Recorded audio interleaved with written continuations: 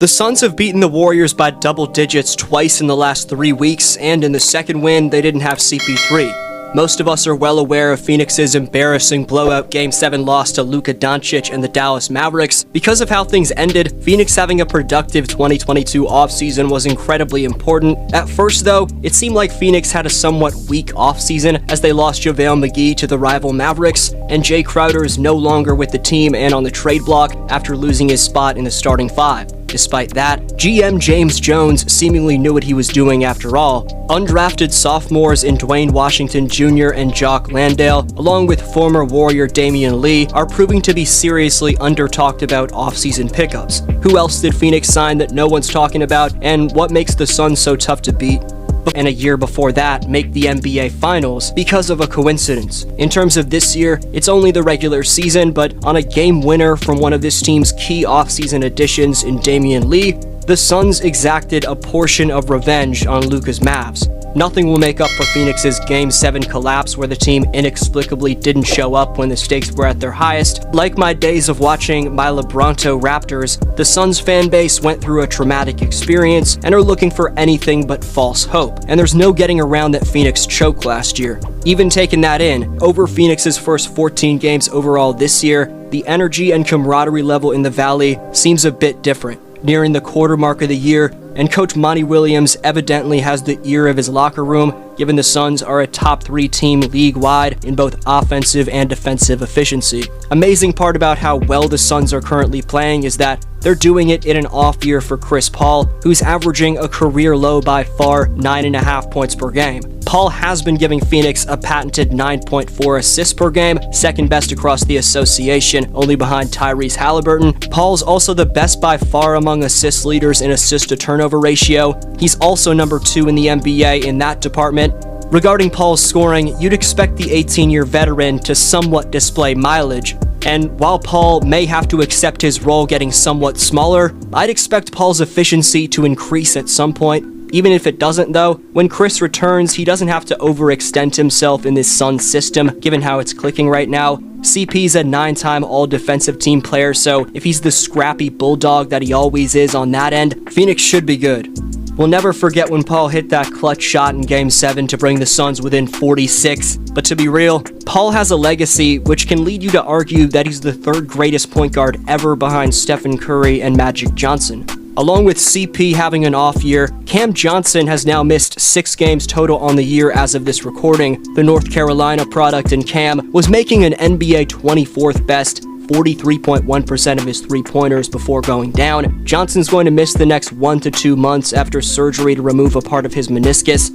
In terms of Chris Paul, though, and the reason he doesn't necessarily have to be a top scorer this year for the Suns to be successful, is the young core of this naturally built roster having matured into a big 3 of their own. The under-26 trio of Devin Booker, Mikal Bridges, and DeAndre Ayton gives Phoenix a balanced scoring punch. All 3 of Booker, Bridges, and Ayton are two-way players, owning at the very least a top 10 defensive rating at their respective positions. Not known as a defender, Booker showed off his solid clamps against the Dubs on Wednesday night, as in addition to his 27 points, Booker racked up 3 blocks. What Phoenix has going with their starting 5 is replicated with the weapons they have off the bench. A man who just dropped a career-high 29-piece on Golden State in Cameron Payne averages a team 3rd best only behind Paul and Booker of 4.1 assists per game. Payne gives you that Paul/Booker shot creation. Rarely mentioned free agent pickup Josh Okogie gives Phoenix Bridges-esque perimeter defense in short stints, and the center pairing of the screen-setting two-way hustle beast in Jock Landale and near East champion for my Raptors back in 2016, Bismack Biyombo, gives you that Ayton beastliness down low. Best story off the bench has been the aforementioned Jock Landale, who played 54 games for San Antonio last season and was traded to Phoenix on June 30th in a 3-team deal with Boston and San Antonio involving DeJounte Murray and Danilo Gallinari. Before making it to the NBA, the Aussie was an NBL champion and Grand Final MVP in 2021. A few years before that, Landale finished off an extremely successful 4-year NCAA career at St. Mary's. Now in his second year on the very biggest basketball stage there is, Landale's third on the Phoenix Suns in blocks per game, 6th in rebounds, and 7th in points. Jock's extremely fast for a center and is all around a stingy, difficult to match up with big man. Landale's contagious intensity and selflessness has helped make up for the loss of JaVale McGee. Ohio State product Dwayne Washington Jr. also went undrafted in 2021, and after 48 games for the Pacers last year, Indiana decided to put him on waivers. James Jones capitalized on the bulky two-way guard with a low center of gravity being available, and it's paid off. DWJ is one of an incredible 8 Suns rotation players who's attempting at least 2.7 threes on average per night and making at least 35% of them. The other 7 doing that for Phoenix are Booker, Damian Lee, Bridges, Cam Johnson, Cam Payne, Torrey Craig, and Landry Shamet. During the Championship Warriors regular season last year, there were moments when Damian Lee was a big-time rotation player. Damian was shockingly efficient and relied upon when you look back at his numbers from January and February for Golden State. Playing 15 outings in January of 2022, Lee made an elite 41.2% of 2.3 triples attempted per night. Damian ultimately lost his place in the rotation come the playoffs, but as former role-playing champion now in the GM booth in James Jones knows firsthand, you can have a winning impact even when you're on the bench.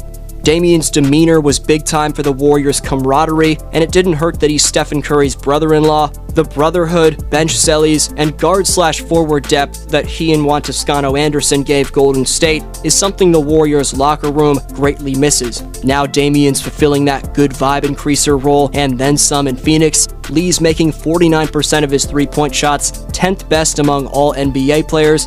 Obviously, given former Raptor Yuta Watanabe ranks number 1 in this stat category, Damian's three-point numbers are inflated. Lee's always been a pure shooter, but the consistency level from this man has been incredibly strange thus far. Not only has Phoenix demolished the Warriors twice, but in the first blowout W against Golden State, they did it in historic fashion. The game on October 25th saw the Suns blow out Golden State by 29, which was the second largest victory of all time over a defending championship team. But I want to know, in your opinion, do you have hope that Phoenix could win it all in 2023? Best answer down below in the comments gets next video's shoutout, and the top 5 commenters by December 21st earn free merchandise of their choosing. Today's Speaks winner is Mo Osman, who says Jaylen Brown's best weapon is his ability to consistently apply rim pressure by varying the pace at which he attacks the basket in the form of pullback hezzies, then slashing. Thanks for watching, have a good one.